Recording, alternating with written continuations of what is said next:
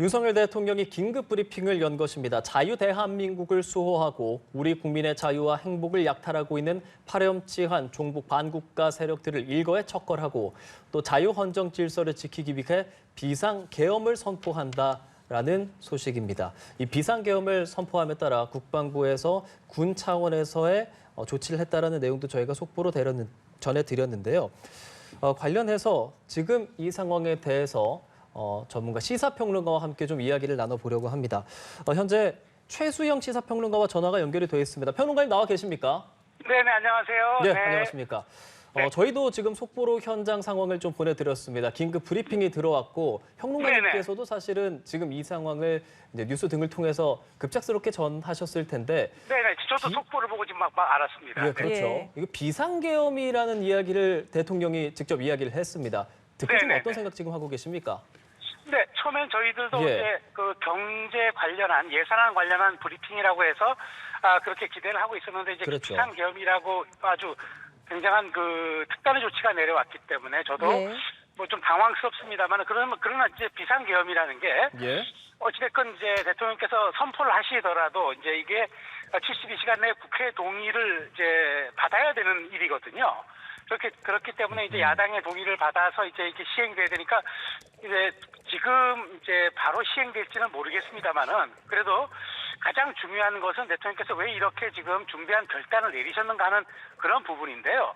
지금 이제 국가가 지금 엄혹한 이제 물론 뭐 야당이라든가 지금 이런데 상황에 좀 처해 있긴 합니다만은 그래도 이렇게 극단적인 것이 저희도 국민들이 아마 수십 년 만에 보는 처음의 일이기 때문에 당혹스러울 수는 있겠습니다만은 어찌됐건 이게 그러나 제도와 이제 우리 법치의 영역으로 들어왔기 때문에 이제 그렇게 너무 많은 그 걱정을 하실 필요는 없을 것 같고 이제 다만 이제 이게 국회에서 어떤 결과가 나오는지에 따라서 이제 되는 그런 이제 추후 사정이 남아 있기 때문에 예. 조금 더 좀 차분한 마음으로 기다려 보시는 게 어떨까 하는 그런 생각이 듭니다. 네. 예, 알겠습니다. 이 대통령의 긴급 브리핑과 더불어서 조금 전에 들어온 네네. 속보가 국방부가 네. 전군 주요 지휘관 회의를 개최했다 이런 내용이 들어와 있거든요. 네, 그 그렇죠. 대통령의 비상 계엄이 선포가 되면 국방부에서는 어떤 대비 태세를 갖추게 되는 겁니까?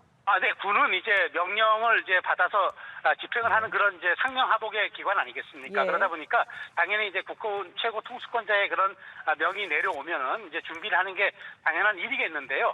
중요한 건 이제 전군지휘관 회의를 통해서 이제 대통령께서 그렇게 발표하신 그런 부분들에 대한 여러 가지 상황들을 점검하고 그다음에 준비하고 그다음에 이것이 국회를 통과했을 때 가용할 수 있는 여러 가지 자원들이 제대로 다 소요될 수 있을까 이런 부분들을 아마 체크하는 과정이 아닐까 그런 생각이 듭니다. 예, 평론가님께서 사실 뭐 방송 프로그램이라든지 등지를 통해서 시사에 대한 이제 평론을 좀 많이 해주시니까 이런 질문을 좀 네네. 드리고 싶은데 대통령이 지금 이 계엄 선포에 대해서 많은 네. 이제 배경을 좀 이야기를 했습니다.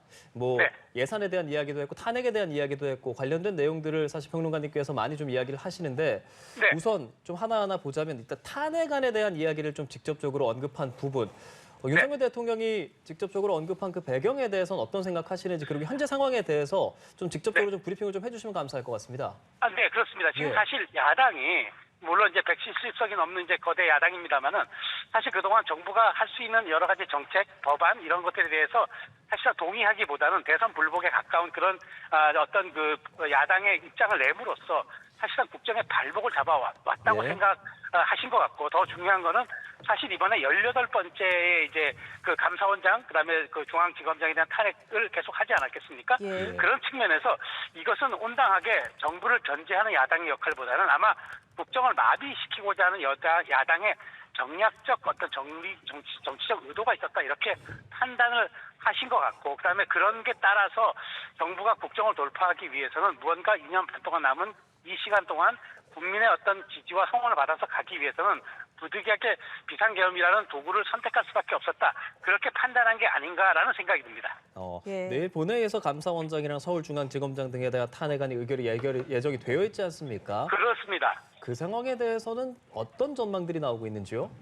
이거는 뭐 야당이 이제 이거는 뭐 과반 이상이면 통과가 되기 때문에 예. 사실상 이제 내일 지나고 나면은 바로 이제 감사원장과 이제 그다음에 검사들의 중앙지검장을 포함한 검사들에 대한 탄핵이 이루어진다고 봐야 되겠죠. 그러면은 헌법재판소에 어떤 판단이 나올 때까지 사실상 이제 정부 기관과 검찰의 어떤 수사의 행사가 무력화되기 때문에 그런 점에 대해서 굉장히 좀 대통령께서는 이걸 이렇게 돌파할 수밖에 없는 그런 상황들을 좀 고심한 게 아닌가라는 그런 생각이 듭니다. 그 야당의 탄핵 시도에 대해서 행정안전부 장관이라든지 방통위원장, 감사원장 등을 직접 언급하면서 이야기하지 않았습니까? 네네, 그렇습니다. 앞서 행정안전부 장관, 방통위원장에 대해서 탄핵을 시도했던 야당의 그때 당시 상황도 좀 전해주실까요?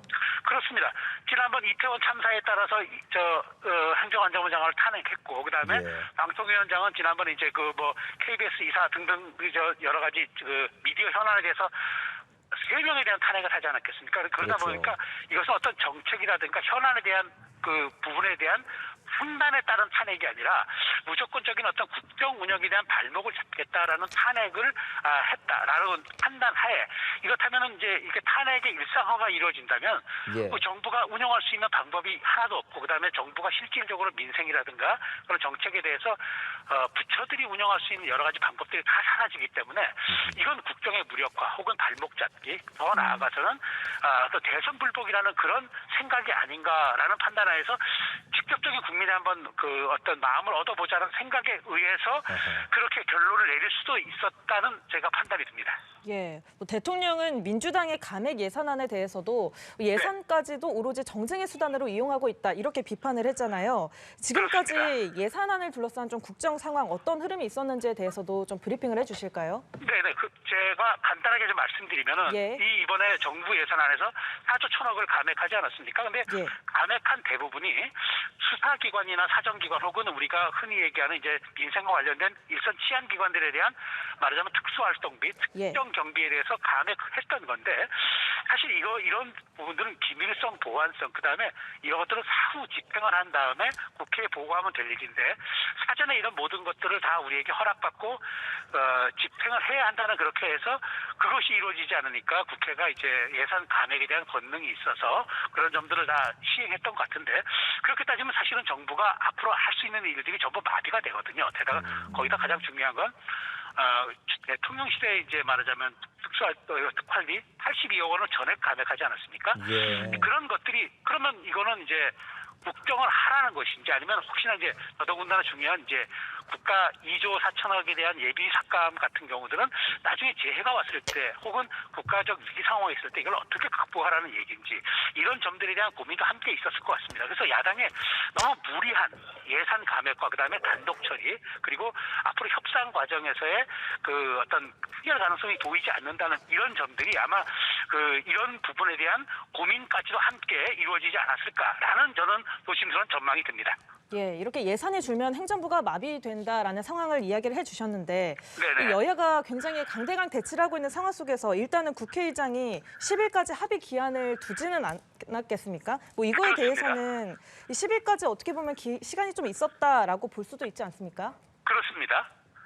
그러니까 일주일간 그래도 의장이 이제 민주당 당적이었지만 당적을 포기하면서 이제 국회의장이 됐기 때문에 이런 부분에 대해서 이제 국회의장이 여야 간 합의를 가해서 사상 초유의 감액 예산안을 합의해서 통과시키겠다라고 이제 그렇게 얘기를 했는데 저는 이제 이 일주일을 조금 좀 기다려보고 그다음에 이 결과에 따라서 대통령께서 이제 이런 극단에 좀 말하자면은 이제 그 계엄이라는 이제 좀 그 통첩 수단들을 한번 고민해봤으면 어떻을까 하는 생각이 드는데 어쨌든 지금 여권의 생각은 이렇게 가서는 전혀 그 타결책이라든가 그다음에 출구 전략 그다음에 타결 국면이 보이지 않는다고 그렇게 판단을 한 듯 싶은데 그래서 저는 국회가 할 수 있는 여러 가지 타협과 갈등 조정의 그런 시간들을 조금 기다려보는 게 어땠을까라는 그런 생각이 듭니다.